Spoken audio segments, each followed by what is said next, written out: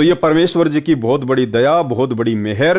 वर्तमान में परमात्मा ने अपनी संगत में ऐसी परिस्थितियां पैदा कर दी हैं जिन परिस्थितियों के मद्देनजर केवल आप और हम सत्सेवक भाई बहन ही गुरुदेव के ज्ञान को आधार बनाकर किन्हीं घटनाओं पर निष्कर्ष निकाल सकते हैं।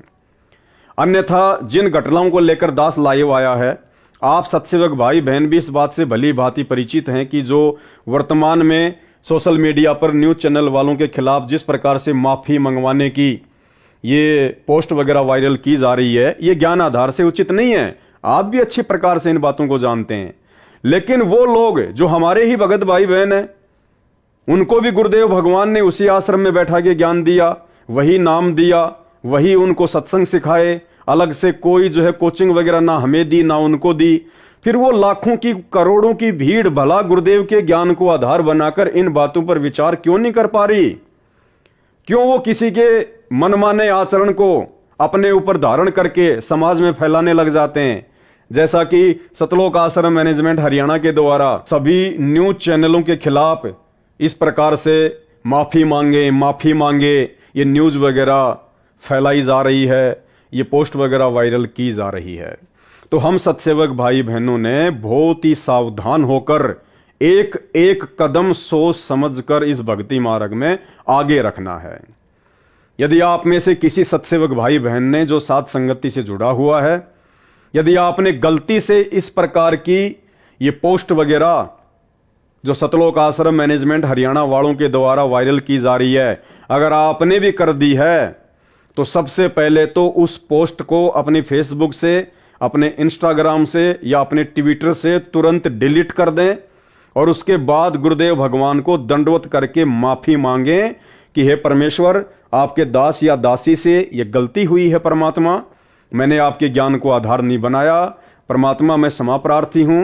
हे परमेश्वर, आप तो शब्द स्वरूपी राम हैं, आप तो परमेश्वर हैं, परमात्मा हैं। भला आपके दामन पर कौन बदनामी के छींटे लगा सकता है और कैसे लग सकते हैं?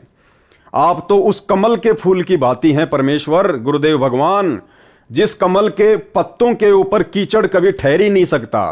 तो इसी प्रकार परमेश्वर, आपके ऊपर ये आप ही के बच्चे, ये मीडिया वाले भी तो परमात्मा के ही बच्चे हैं, ये भी तो उसी सतगुरु की आत्माएं हैं। ठीक है, वर्तमान में उनको ज्ञान नहीं है, उनको परमेश्वर की स्थिति का आभास नहीं है। आप और हमारा सौभाग्य जो गुरुदेव ने शरण में ले लिया, ज्ञान दे दिया, हम पहचान गए। हैं तो वो भी मालिक के बच्चे, हैं तो वो भी गुरुदेव भगवान की आत्माएं। तो वो वर्तमान में उनको पहचान नहीं पा रही, उनको समझ नहीं पा रही, और वो वर्तमान में अपने बाप के ऊपर इस प्रकार से बदनामी के छींटे डाल रहे हैं। लेकिन बाप तो बाप है, कोई सामान्य व्यक्ति तो है नहीं, कोई सामान्य संत तो है नहीं। ये तो सर्व सृष्टि रचनहार, कुल मालिक, असंख्य ब्रह्मांडों का स्वामी है। तो इनके ऊपर ना तो किसी राजनीतिक पार्टी के द्वारा फेंके गए कीचड़ का दाग लगता है, ना किसी न्यूज चैनल के द्वारा फेंके गए कीचड़ का दाग लगता है।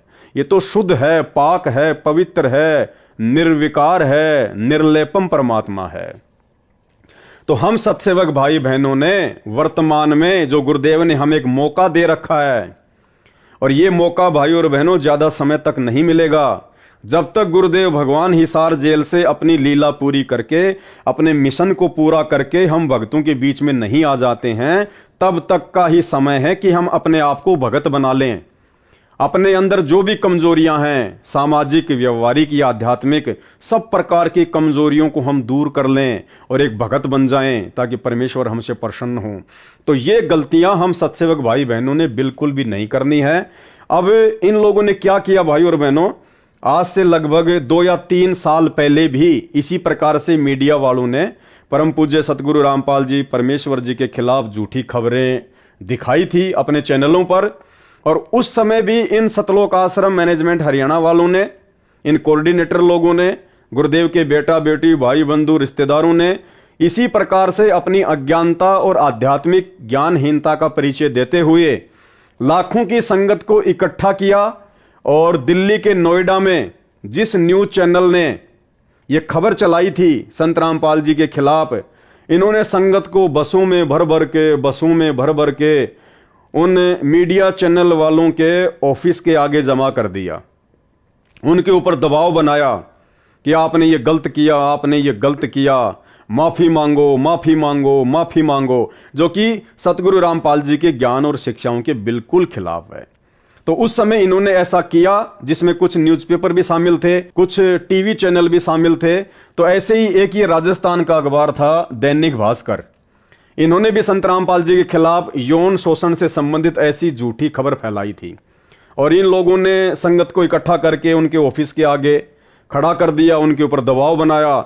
तो मीडिया का क्या काम है भाई और बहनों? मीडिया ने दूसरे दिन ये वाली न्यूज वापस निकाल दी।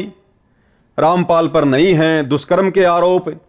आसाराम प्रकरण के दौरान 26 अप्रैल को भास्कर में प्रकाशित दुष्कर्म, सेक्स रैकेट और गलत काम के मामले में रामपाल का नाम भी प्रकाशित हुआ है। रामपाल के खिलाफ दुराचार और सेक्स रैकेट के आरोप नहीं है। भूलवश रामपाल को लेकर समाचार प्रकाशित हो गए। भास्कर का उद्देश्य कभी भी किसी अनुयायी की धार्मिक भावनाओं को आहत करना नहीं रहा है। तो जब इन्होंने दबाव बनाया तो न्यूज चैनल वालों ने इस प्रकार की छोटी सी न्यूज अपने अखबार के कोने में डाल दी और ये लोग खुश हो गए। ये लोग खुश हो गए, हाँ, कि अब हमारे गुरुजी बिल्कुल पाक साफ हैं, अब हमारे गुरुजी के ऊपर ऐसा कोई आरोप नहीं है। अब हमें विश्वास हो गया कि हमारे गुरुजी कभी ऐसा गलत काम नहीं कर सकते। बताइए, जब तक मीडिया ने अपनी गलती नहीं मांगी तब तक तो इन सतलोक आश्रम से जुड़े हुए भक्तों को यह लग रहा था कि हमारे गुरुजी गलत हैं, हमारे गुरुजी ने गलत काम किए होंगे, तभी तो मीडिया में आया। तभी तो मीडिया की उस न्यूज को देखकर ये लाखों की संगत नाराज हो गई, लाखों की संगत के मन में दोष पैदा हो गया। और जैसे ही मीडिया ने अपनी गलती मांगी तो ये प्रसन्न हो गए, ये खुश हो गए कि अब हमारे गुरुजी बिल्कुल पाक साफ हैं। तो भाई और बहनों, ये नादानी है, इन नादानियों से हमने बाहर निकलना पड़ेगा, अन्यथा ये मौका, ये समय हाथ से निकल जाने के बाद हमें दोबारा नहीं मिलेगा। सतगुरु रामपाल जी परमेश्वर जी ने खुद को हम भक्तों से दूर करके शारीरिक तौर पर ये वर्तमान का जो समय हमें दिया है ना, ये हम भक्तों को स्वयं उनके ज्ञान को आधार बनाकर चिंतन मनन करने के लिए दिया है, सोचने और समझने के लिए दिया है, गुरुदेव के ज्ञान का निष्कर्ष निकालकर अपने जीवन में लागू करने के लिए दिया है।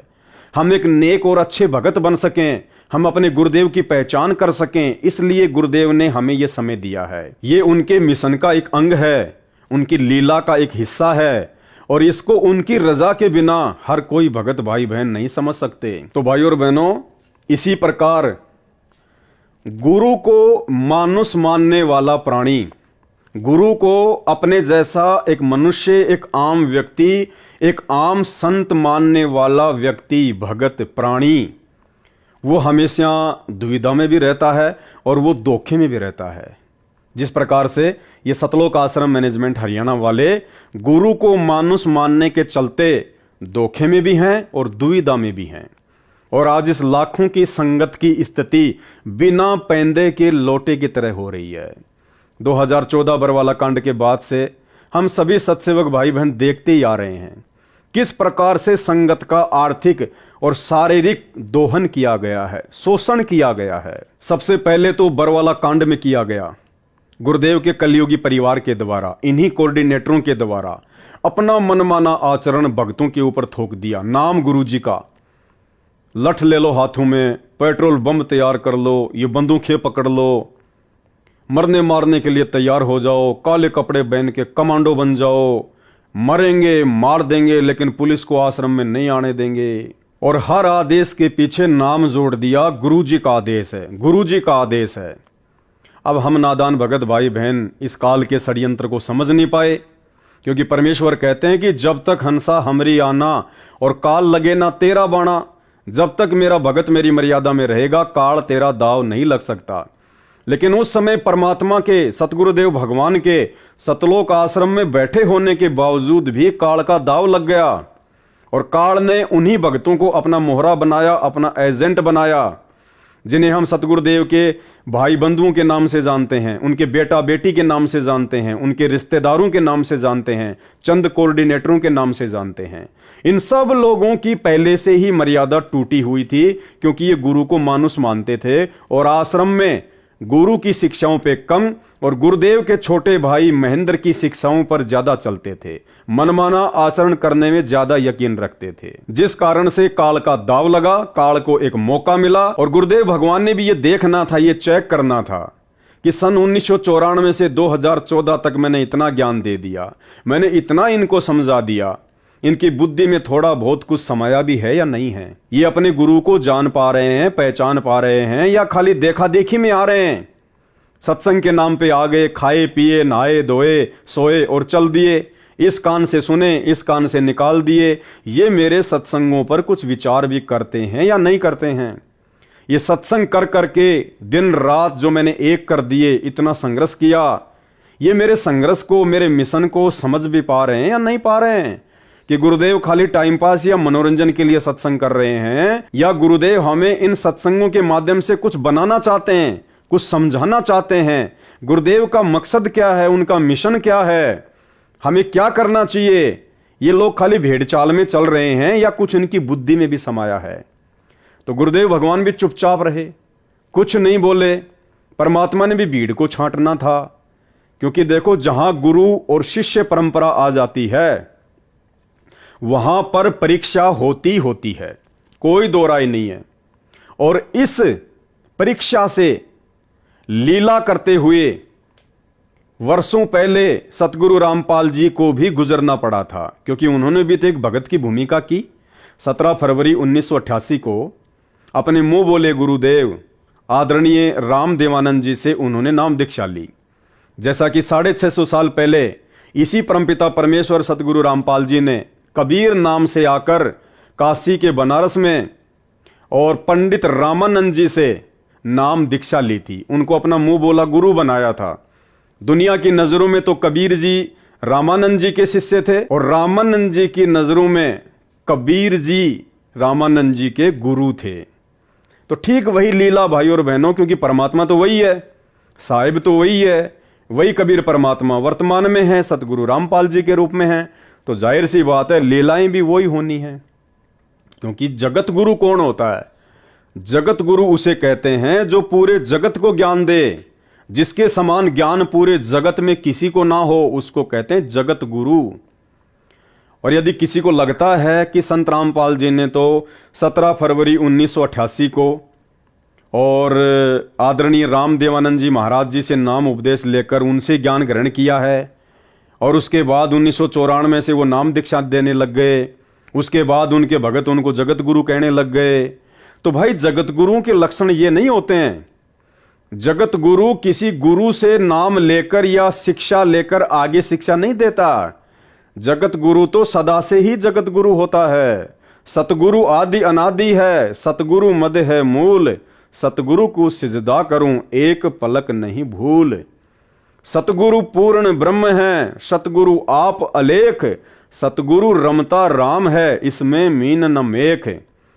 तो वर्तमान में सतगुरु रामपाल जी परमेश्वर जी की लाखों करोड़ों की संख्या में जो संगत है, और जो संगत नादानी में, अज्ञानता में, मूर्खता में, भेड़ चाल में, देखा देखी में 17 फरवरी के दिन सतगुरु रामपाल जी परमेश्वर जी का बोध दिवस मनाती है, उन आध्यात्मिक ज्ञानहीन भक्तों को यह समझना चाहिए कि आपके गुरु जी को बोध करवाने वाला, यदि आप अपने गुरु को कबीर जी मानते हैं तो, यदि आप अपने गुरु को परमात्मा मानते हैं तो, फिर उस कबीर को, उस परमात्मा को, सतगुरु रामपाल जी को बोध करवाने वाला, चाहे आध्यात्मिक ज्ञान हो चाहे व्यवहारिक ज्ञान हो, उस परमेश्वर को बोध करवाने वाला, बोध का मतलब होता है ज्ञान।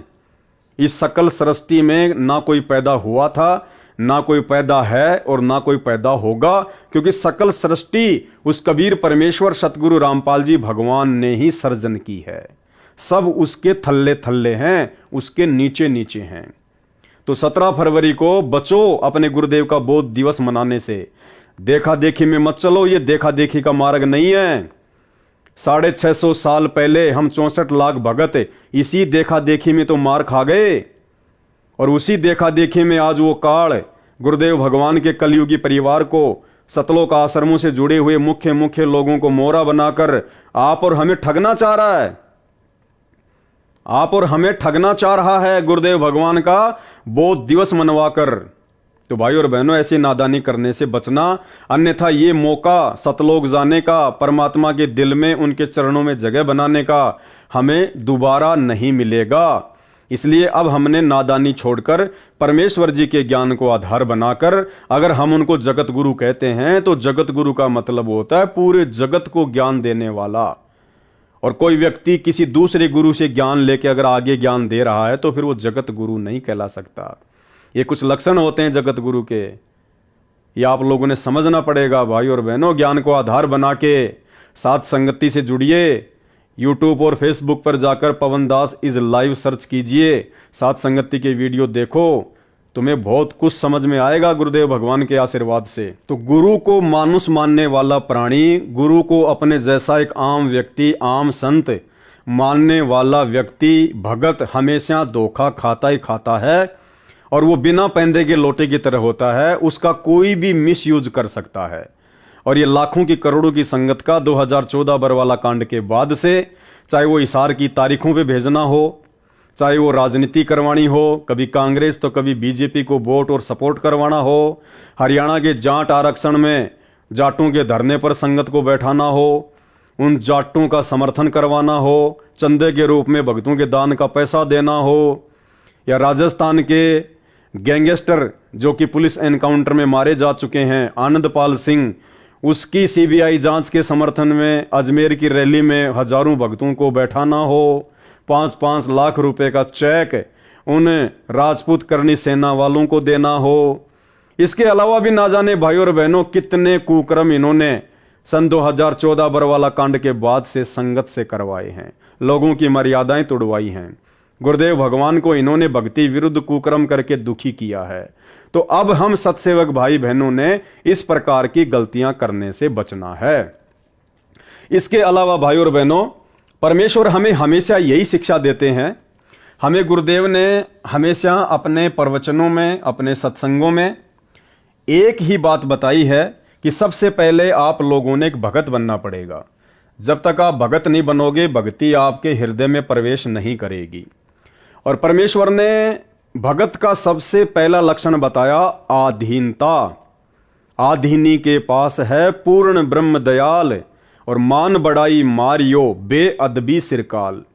जो भगत आधीन होगा, जो भगत ज्ञान से परिपूर्ण होगा, विनम्र होगा, कहते हैं उसके पास में परमात्मा रहता है। आधीनी के पास है पूर्ण ब्रह्म दयाल और मान बड़ाई मारियो बेअदबी सिरकाल। बेअदबी यानी फालतू की बातें, व्यर्थ की बातें, कहते हैं उनके ऊपर तो काल बैठा रहता है। बेअदबी सिरकाल।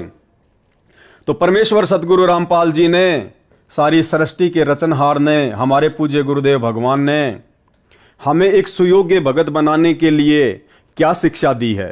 परमेश्वर कहते हैं कि जो तोको काटा बोवे वाको बोतू फूल, और तोहे फूल के फूल हैं वाको हैं त्रिशूल। ये शिक्षा दी है परमात्मा ने। पुण्यात्मा, दुष्ट लोगों का काम तो उनका स्वभाव ही होता है दुष्ट कर्म करने का, और साधु संतों का काम होता है स्वभाव जो उनका होता है परमार्थ ही करने का। और कबीर साहब ने हमें शिक्षा भी दी है कि जो तोकू काटा बोवे ताको बोतू फूल, तोहे फूल के फूल हैं वाको है त्रिशूल।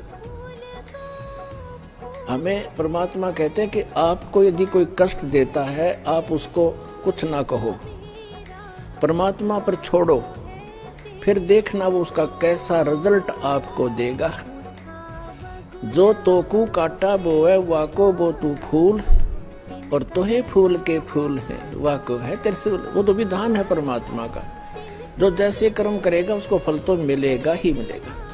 तो आज यदि सतगुरु रामपाल जी परमेश्वर जी का नाम, उस पाक और पवित्र परमेश्वर का नाम, यदि इन तमाम नकली और पाखंडी धर्मगुरुओं के साथ में जोड़कर ये भारतीय मीडिया दिखा रही है, तो इसमें हम भक्तों को उत्तेजित होने की आवश्यकता नहीं है। हम भक्तों को होश में जोश खोने की आवश्यकता नहीं है। परमेश्वर ने हमें जो शिक्षा दी है उसको आधार बनाने की जरूरत है कि जो तोकू काटा बोवे, इस मीडिया ने काटा बोया है, गुरुदेव के खिलाफ उल्टा सीधा बोल के, अनर्गल बातें बोल के, झूठे आरोप लगाकर इस मीडिया ने काटा बोया है। जो तोकू काटा बोवे। फिर परमात्मा कहते हैं भगत का क्या लक्षण है? वाको बोतू फूल। हमने उसके खिलाफ वैसा ही बर्ताव नहीं करना है जैसा उसने किया। सामने वाला यदि कोई पत्थर फेंक रहा है तो भगत ने वापस पत्थर नहीं फेंकने। जो तोकू काटा बोवे वाको बोतू फूल। यदि ये मीडिया, ये न्यूज चैनल वाले परमेश्वर सतगुरु रामपाल जी के खिलाफ झूठा प्रचार कर रहे हैं, अनर्गल बातें कह रहे हैं, सेक्स रैकेट से जोड़ रहे हैं, बलात्कारी कहकर संबोधित कर रहे हैं, यानी कुछ भी झूठ फैला रहे हैं, तुम्हें समझना चाहिए कि ये शैतान का षड्यंत्र है, ये काल का षड्यंत्र है। और वर्तमान में परमात्मा आप और हमारी परीक्षा ले रहा है। काल तो वर्तमान में हर प्रकार से अपने एजेंटों के माध्यम से संगत को फंसाने का ही प्रयास करेगा। वो इसी प्रकार की सूक्ष्म चाल चलेगा। आप लाखों की संगत को लग रहा है कि भाई ये सतलोक आश्रम मैनेजमेंट हरियाणा बहुत अच्छा कर रहा है, मीडिया वालों ने हमारे गुरुजी के खिलाफ इस प्रकार की बातें बक दी, और सतलोक आश्रमों से जुड़े हुए हमारे जो भाई बहन हैं, जो कोऑर्डिनेटर हैं, उन्होंने हमारे को इस प्रकार के ये पोस्टर बना के दे दिए कि करो जम के वायरल सोशल मीडिया पर। इन मीडिया चैनल वालों की इतनी औकात क्यों हो गई? इन्होंने कैसे हमारे गुरुजी के खिलाफ इस प्रकार की बातें बोल दी? और आप लोगों ने जरा सा भी ज्ञान को आधार ना बनाकर और आंख बंद करके भेड़ चाल में इन पोस्टर्स को वायरल करना शुरू कर दिया। अरे यही तो परीक्षा है परमात्मा की। अरे यही तो सूक्ष्म चाल है दूसरी तरफ उस शैतान की, उस काल की। उधर से वो भी जोर लगाएगा आप और हमारी मर्यादाएं खंडित करवाने के लिए। वो सूक्ष्म चाल चलेगा, और ये सूक्ष्म चाल है इस प्रकार से पोस्टर बनवाकर आप भक्तों से सोशल मीडिया पर वायरल करवाना।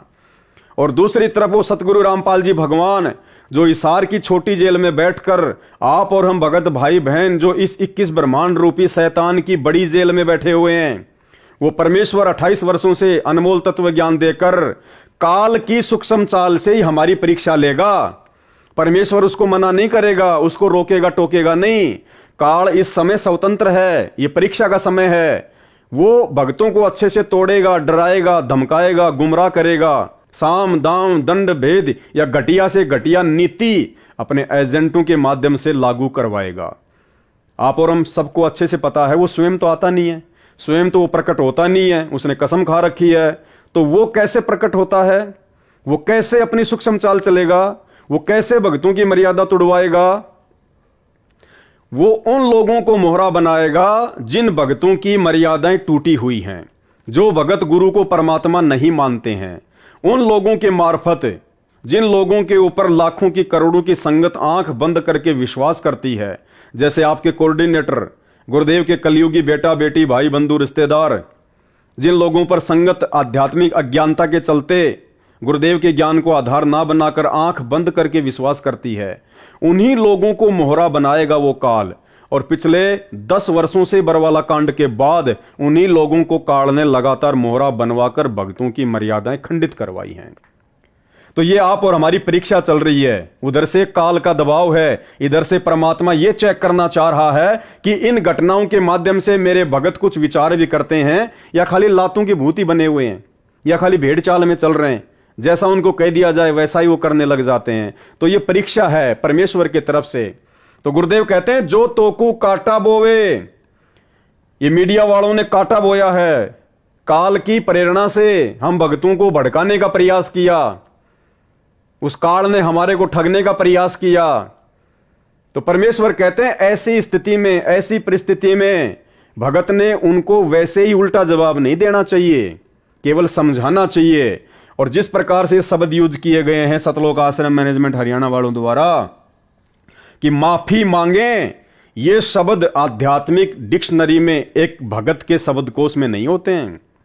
अरे भगत अगर गलत नहीं है और भगत के ऊपर यदि कोई झूठा आरोप लगाता है और फिर कहता कि माफी मांग, तो भगत का तो काम है माफी मांग ले कि भाई ठीक है भाई तू खुश रह, ले भाई कोई बात नहीं, ले भाई हो गई गलती भाई माफ करियो।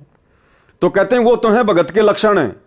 और एक भगत जिसको ज्ञान हो, सतगुरु का भगत हो और वो दूसरों को कहे कि माफी मांग माफी मांग, तो भाई ये ज्ञान को नहीं, ये अहंकार को दर्शाता है, ये अज्ञानता को दर्शाता है, ये भगत की नादानी और मूर्खता को दर्शाता है, उसके ज्ञान को दर्शाता है। भगत कभी माफी मंगवाता नहीं है, भगत तो माफी मांगता है। तो ये परीक्षा थी कि जो तोकू काटा बोवे वाको बोतू फूल, और तोहे फूल के फूल हैं वाको हैं त्रिशूल। फिर देखना आने वाले समय में जो हमारे विरोधी हैं, जो हमारे विरुद्ध कुप्रचार कर रहे हैं, उनके साथ में परमात्मा किस प्रकार से पेश आएगा, कैसे उनको उनके उन कुकर्मों का हिसाब किताब चुकाना पड़ेगा। हमने वो परमात्मा पे छोड़ना पड़ेगा, गुरुदेव भगवान पर छोड़ना पड़ेगा। हमें केवल अपनी भक्ति से मतलब है, हमने केवल उतना ही करना है जितना गुरुदेव ने अपने सत्संगों में करने के लिए हमारे को निर्देशित कर दिया है कि जो तोकू काटा बोवे वाको बोतू फूल, और तोहे फूल के फूल हैं वाको हैं त्रिशूल। समय आने पर परमात्मा उसको उसके कुकर्मों की सजा ऑटोमेटिक दे देगा। राम किसी को मारे नहीं, मारे तो हत्यारा राम, अपने आप ही मर जाएंगे कर कर खोटे काम। हम भगत क्यों टेंशन लें, हम भगत क्यों सिर में दर्द करें, जब हमारा गुरु समर्थ है, हमारा गुरु सर्वशक्तिमान है, हमारा गुरु निर्विकार निर्विषम निर्लेपम है, कमल के पत्तों की तरह हैं, कमल के फूल की तरह हैं। इनके ऊपर कोई भी दाग, कोई भी कीचड़ लगे नहीं सकता, ठहर ही नहीं सकता। आप रोजाना नित्य नियम में पढ़ते हो, नित्य नियम का पाठ करते हो भक्ति बोध में, और उसमें परमेश्वर की क्या वाणी है, गरीब ऐसा सतगुरु हम मिल्या तेज पुंज की लोय। क्या पढ़ते हैं हम और किसके लिए पढ़ते हैं? अपने गुरुदेव भगवान के लिए पढ़ते हैं। सतगुरु रामपाल जी परमेश्वर जी के लिए बोलते हैं वाणियां नित्य नियम में। क्या बोलते हैं कि गरीब ऐसा सतगुरु हम मिल्या तेज पुंज की लोय। हम भगत कहते हैं कि हमारे को ऐसे गुरुदेव मिले हैं, ऐसे सतगुरु मिले हैं जिनकी तेज पुंज की लोय अर्थात देह, शरीर, बॉडी, जिनका शरीर हाड़ मांस का नहीं है, आप और हमारी तरह नहीं है। गुरु आप और हमारी तरह कोई मानुष नहीं है, आम व्यक्ति नहीं है। गरीब ऐसा सतगुरु हम मिल्या, सतगुरु रामपाल जी के रूप में, जिनकी तेज पुंज की लोय और तन मन अर्पू शीस कू होनी होय सू होय। तो ऐसे तेज पुंज के शरीर वाले, नूरी शरीर वाले परमात्मा के ऊपर भाई चाहे मीडिया कीचड़ उछाले, चाहे सरकार कीचड़ उछाले, चाहे आपका पड़ोसी कीचड़ उछाले, उछालने दो। हमें पता है कि हमारे गुरुदेव क्या हैं और हम किस मार्ग पर आगे चल रहे हैं। फिर मन में दर्द क्यों, मन में टेंशन क्यों, मन में परेशानी क्यों, पेट में दर्द क्यों, फिर ये माफी मंगवाने वाला घटिया कर्म क्यों? गुरु के वचनों के खिलाफ ये घटिया कुकर्म करने की आवश्यकता क्या पड़ गई आपको? क्या साबित करना चाहते हो आप जी संत रामपाल जी के ज्ञान को लेकर? अब परमेश्वर ने हमें एक बात और बताई अपने सत्संगों में कि जिस प्रकार से कोई गोरी लड़की है और गोरी लड़की को यदि कोई कह दे कि एक काली, तो गुरुदेव ने बताया कि वो गोरी लड़की उस बात का बुरा नहीं मानती है। क्यों नहीं मानती है? क्योंकि उस गोरी लड़की को पता है कि तू काली नहीं है, तू गोरी है। और उस लड़की को इस बात का पता है कि सामने वाला व्यक्ति तुझे जो काली काली कह रहा है ना, इसके दो ही कारण हो सकते हैं। या तो उस व्यक्ति को इस बात का ज्ञान नहीं है, वो अज्ञानी है, या फिर उसने नशा कर रखा है जिस कारण से वो इस प्रकार की उठपटांग बातें कर रहा है। तो वो गोरी लड़की जिसको काली कहा जा रहा है, जो गोरी है, काली नहीं है, लेकिन उसके बावजूद भी वो लड़की नाराज नहीं होती है, क्योंकि उस लड़की को अपनी वास्तविक स्थिति का पता है कि मैं गोरी हूं या काली हूं। तो इसी प्रकार भाई और बहनों, जब हमें हमारे गुरुदेव भगवान की स्थिति का पता है कि ये तो पाक और पवित्र रब है, परमात्मा है, खुदा है, तेज पुंज की देह है, नूरी शरीर है, निर्विकार निर्विषम निर्लेपम परमात्मा है, इनको कोई दोष लग ही नहीं सकता, इनके ऊपर कोई कर्म लागू होता ही नहीं है। फिर इनको यदि कोई बलात्कारी कहता है, यदि इनके ऊपर कोई कीचड़ उछालता है, यदि गुरुदेव को नकली साधु संतों के साथ में ये भारतीय मीडिया जोड़ती है, और यदि हम भक्तों को इस बात का भली भांति ज्ञान है कि हमारे गुरुजी क्या हैं, तो भाई हमारे पेट में दर्द होना ही नहीं चाहिए, हमारे को परेशानी होनी नहीं चाहिए, हमारे को इस प्रकार से उत्तेजित होना ही नहीं चाहिए, हमारे को जोश में आकर होश खोना ही नहीं चाहिए। जबकि उस गोरी लड़की को तो आनंद सा आता है जब उसको कोई काली कहता है, वो तो हंसती है, मजाक में बात को टाल देती है। और हम तत्वज्ञानी भगत ऐसे महापुरुष से अनमोल तत्व ज्ञान लेकर भी आज वर्तमान में भी इस प्रकार की घटिया हरकतें करके अपनी आध्यात्मिक अज्ञानता को दुनिया के सामने पेश कर रहे हैं। इसके अलावा गुरुदेव भगवान ने हमें एक वाणी के माध्यम से और समझाया है कि कहते को कहीं जान दे और गुरु की सीख तू ले, साकट और सवान को उल्ट जवाब ना दे। तो भारतीय मीडिया ने ये साकट वाला कुकर्म किया है। परम पूज्य सतगुरु रामपाल जी परमेश्वर जी को, जो कि पाक और पवित्र हैं, जिनके विषय में दुनिया अभी जानती नहीं है, पहचानती नहीं है, इन लोगों ने इन नकली और पाखंडी बाबाओं के साथ में परम पूज्य सतगुरु रामपाल जी परमेश्वर जी को जोड़कर जो साकट वाला कर्म किया है, जो कुत्ते वाला कर्म किया है। तो भाई और बहनों, यदि हम भक्तों को ज्ञान है, क्योंकि वो तो जगत है, उनको तो ज्ञान नहीं है, मीडिया वालों को तो वो तो कुछ भी कह सकते हैं, लेकिन हमें तो परमात्मा ने बताया ना कि ऐसी परिस्थिति में जब तुम्हारे खिलाफ या तुम्हारे गुरुदेव के खिलाफ यदि कोई उल्टी सीधी बातें बोले, अनर्गल झूठ फैलाए, तो ऐसे समय में भक्तों का क्या रिएक्शन होना चाहिए? कहते को कहीं जान दे और गुरु की सीख तू ले, साकट और सवान को उल्ट जवाब ना दे। तो भारतीय मीडिया, ये समाचार पत्र वाले, टीवी चैनल वाले, यदि सतगुरु रामपाल जी परमेश्वर जी के खिलाफ इस प्रकार की झूठी न्यूज चला रहे हैं, कहते को कहीं जान दे, ये जो भी कह रहे हैं इनको कहने दो। और हमारे लिए क्या आदेश है? गुरु की सीख तू ले। हमने गुरु जी की शिक्षा लेनी है, हमने गुरु जी के ज्ञान को आधार बनाना है कि साकट और सवान को उल्ट जवाब ना दे। फिर तुमने ये उल्टा जवाब क्यों दिया भाई इनको? तुमने माफी मांगने की बात कहकर तुमने तो उल्टा जवाब दे दिया। तुम तो अहंकार में आ गए, मान बढ़ाई में आ गए, जोश में होश खो दिया, उत्तेजित हो गए, काल की सूक्ष्म चाल में फंस गए, गुरुदेव के ज्ञान से कोसों दूर हटकर।